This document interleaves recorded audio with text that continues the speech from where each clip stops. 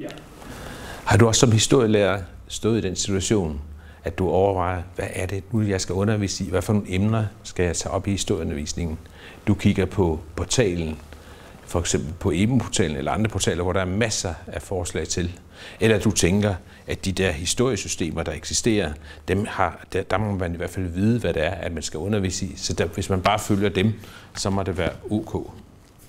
Og der er det sådan, uanset hvad for et læremiddel, at du måtte bruge, så er det sådan, at de ikke garanterer for noget som helst.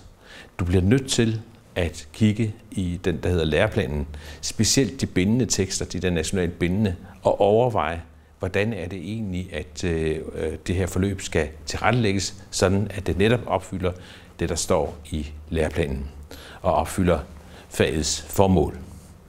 Det vil vi komme ind på i den her lille film her. Hvad er det så, der bestemmer, hvad der skal stå i læreplanen? Det er selvfølgelig klart, at der har Folketinget noget at skulle have sagt. Det er Folketinget, der er den lovgivende magt, og der er det selvfølgelig sådan, at det er Folketinget, der bestemmer folkeskoleloven. I folkeskoleloven er der et centralt dokument, nemlig det, der hedder folkeskolens formål. Og alle fag i skolen, der skal de sørge for, at de skal være med til at opfylde de, så at sige, midler til at opfylde folkeskolens formål. Hvis ikke de kan det, så skal de simpelthen ikke være i skolens fagrække. Hvis vi så går ind og kigger på de enkelte læreplaner, for eksempel her i historie, så vil det være sådan, at der indeholder også nogle dokumenter, der har nogle forskellige status, ikke? Og der er der den højeste status, det vil sige dem, der er nationalt bindende, der gælder i hele landet, og som man ikke kan ændre ved, anden hvis Folketinget eller beslutter, at det må man gøre. Det er det, der hedder de nationalt bindende ting. Det er fagformålet, og det er kompetenceområderne, det er kompetencemålene, og det er færdigheds- og vidensområderne, der er nationalt bindende. Så er der en tekst, der hedder læseplanen. Det er sådan, at det er kommunerne, der ejer skolerne, og derfor er det kommunerne, der må vedtage den her læseplan. Som regel gør de ikke noget ved den. De fleste kommuner de vedtager den, som er kommet som et forslag, der ligger i læreplanen, men ellers er de ret til at lave den om. Selvfølgelig sådan, at den passer i forhold til de nationalt bindende tekster. Og endelig er den største ting, det er vejledningen, som som ordet siger, er en vejledning, der henvender sig til læreren. Det kan være forslag til, hvordan man kan gribe undervisningen an. Det kan også være nogle begreber, f.eks. historisk bevidsthed, historiebrug og andet, der ligger her. Men vejledning er en vejledning og er ikke bindende. Det er selvfølgelig sådan, at kommunerne kan bestemme, at noget for vejledning vil vi simpelthen gøre bindende. Det gælder for eksempel at kravet om, at man skal formulere læringsmål. Hvis kommunen gør det, så kan man ikke lave om på det. Og kommunen kan da delegere det ansvar ud til skolebestyrelsen og til skolelederen, sådan at det er den enkelte skole, der vil bestemme, hvordan at man for eksempel vil have, at læringsmålene skal formuleres. Historie, ligesom alle mulige andre fag, er et kompetenceorienteret fag ifølge læreplanen. Det er nemlig sådan, at det er en kompetenceorienteret læreplan, der er vedtaget. Og hvad er så kompetencer? Kompetencer er der forskellige definitioner af, men her er der så valgt en, som jeg synes er dækkende. Det er reflekteret og hensigtsmæssigt at kunne anvende kvalifikationer, det vil sige de færdigheder og viden, man har tilegnet sig, i forskellige og altså andre situationer. Det centrale ord er jo ordet reflekteret. Og det betyder, at det, at man skal gøre i historieundervisningen, det er at lægge vægt på, at eleverne styrker deres forudsætning for at tænke historisk, at reflektere historisk. Hvad vil det så blandt andet sige? Og det vil jeg lige give 6 eksempler på her. Det er selvfølgelig vigtigt, at eleverne i samarbejde med læreren drøfter, hvorfor er det her emne og den her problemstilling vigtig. Hvorfor er det egentlig overhovedet, at man skal arbejde med vikingetiden? Hvorfor er det valgt ud blandt så mange andre emner? Det andet, det er kildearbejde. Det handler her om problemstillinger og kunne arbejde med kilder. Man kan finde ud af noget med vikingetiden. Hvad er det, vi gerne vil finde ud af? Hvad er det for nogle spørgsmål, vi stiller? Og selvfølgelig er der også det her med kontinuitet og forandring. Hvad er det egentlig, at der fortsætter, der har været uændret? Og hvad er det, der ændrer sig? Måske meget hurtigt, måske så hurtigt, at man kan tale om et brud. Og eleverne skal også selvfølgelig arbejde med hjælp fra lærerne også, selvfølgelig hvad er årsager og hvad er deres konsekvenser til, at noget sker, og hvorfor det sker, nogle konsekvenser af det, og hvad er konsekvenserne på kort og på lang sigt. Og så er det med det her med historisk perspektiv, som er meget vanskeligt for mange elever. Det handler grundlæggende om, at man må prøve at sætte sig ind i en anden tid, den tid, man nu beskæftiger sig med, dens måde at tænke på, dens værdigrundlag, dens mentale horisont osv. Vi havde ikke de samme værdier for 200 år siden som i dag. Og hvis det er, at vi vurderer en given tid, altså for 200 år siden, ud fra vores syn, så vil vi synes, at de for 200 år siden var ret dumme og indskrænkede. Ikke? Det var det selvfølgelig ikke, men de havde nogle andre måder at løse problemer på. Og det må man selvfølgelig medtænke, når man nu arbejder med noget, der er sket for 200 år siden.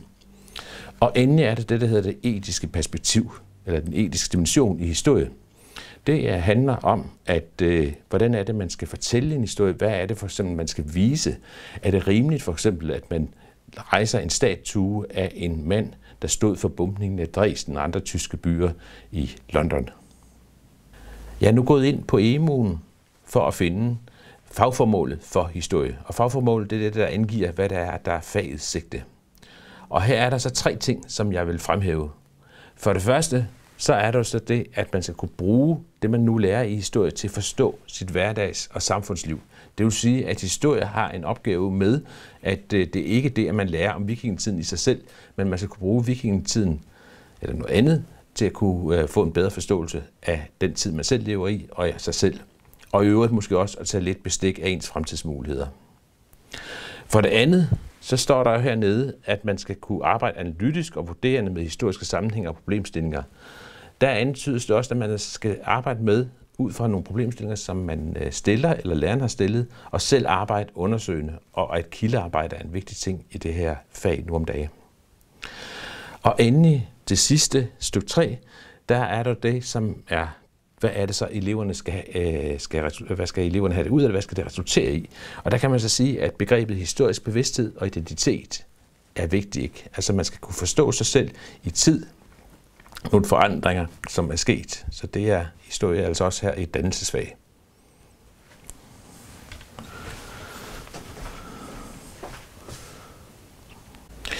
På EMU'en kan man også finde kompetenceområder og mål. Og nu vil jeg prøve ved hjælp af en skærmoptagelse at vise den her sammenhæng, der er mellem kompetenceområder og mål.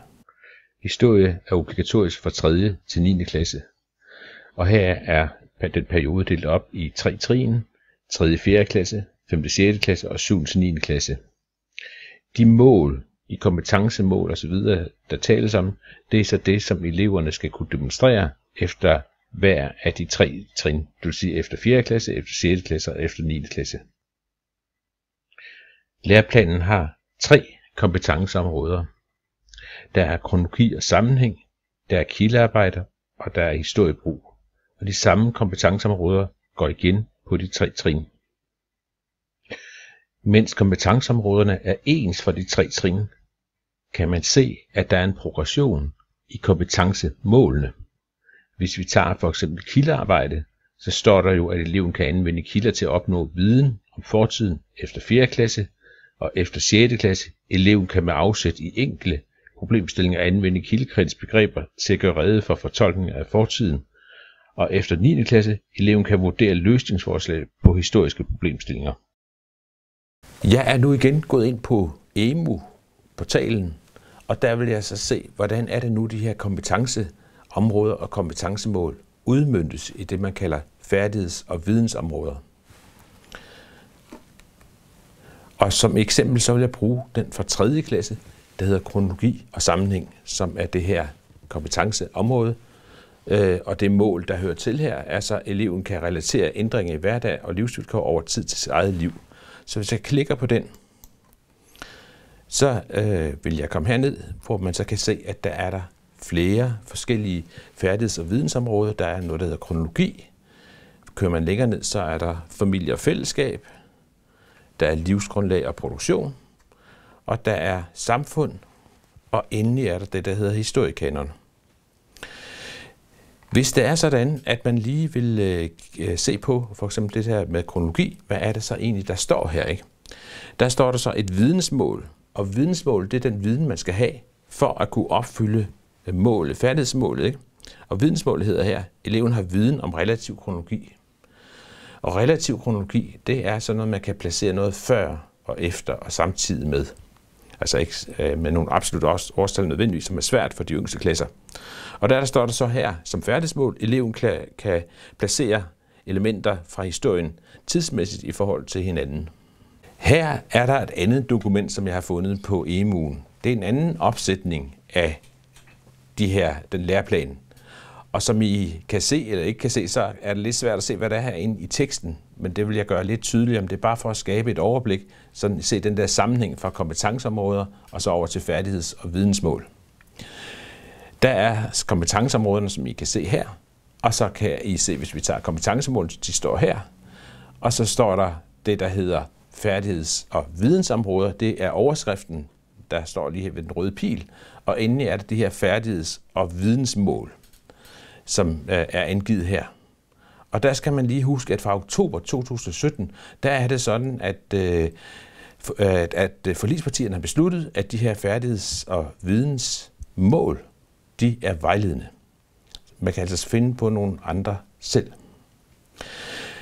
Nu vil jeg prøve så at give et eksempel. Hvad er det så, at vi er stadigvæk hernede i 3. og 4. klasse? Hvad er det så, at man kan arbejde med? Og jeg bruger så skemaet her igen til at vise det. Og der vil jeg så sige, hvad er det for nogle områder, og hvad er det for nogle mål, som jeg ikke har fået opfyldt endnu? Og der kigger jeg så her måske i 3. og 4. klasse over, at jeg har ikke så arbejdet med så meget med den, der hedder, eleven kan beskrive ændringer i magtforhold mellem samfundsstruktur over tid.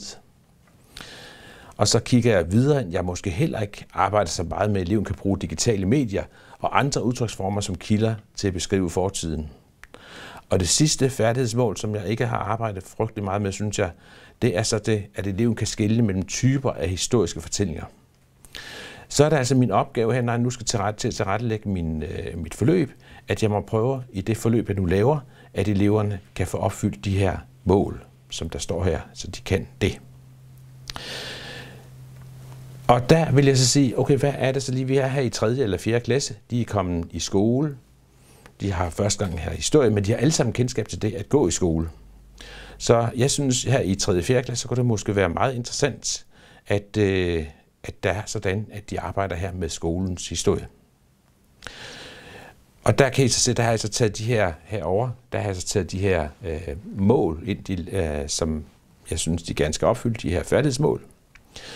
Og så kan man så sige, dem er så udmøntet her i det, der hedder læringsmål. Det er stadigvæk, som jeg har sagt, det er så det her, der hører til vejledningen, men på mange skoler vil man kræve, at man laver læringsmål. Og det her er så, uden at skulle læse bare lige en af dem op, eleven kan give eksempler på, hvordan samfund og skole har ændret sig. Og det er så det, som eleven skal kunne, når han er færdig med det her forløb her. Og ud fra den næste færdighedsmål, så kan man også bare lige læse en op. Eleven kan ud fra forskellige kilder beskrive skolen for 100 til 125 år siden. Og endelig den sidste her, der ligger op til det her mål herop, der hedder eleven kan skelne mellem typer af forskellige historiske fortællinger, så er det så her, eleven kan analysere fortællinger om skolen i gamle dage, og så videre. Og der kunne man have sat flere læringsmål op. Men det er så det der konkret. Det her er det, som jeg gerne vil have, at mine elever skal kunne, når vi har arbejdet med det her forløb.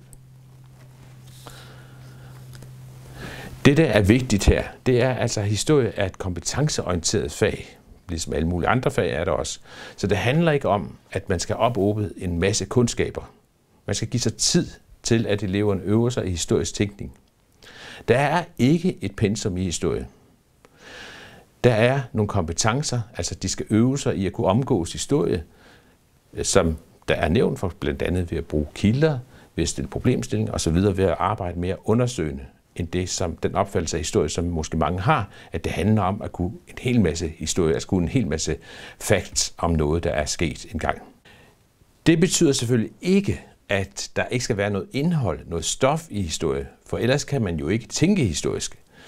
Men det, man må vælge noget ud, netop det, som man har sagt, som er måske betydningsfuldt at kunne forholde sig til det.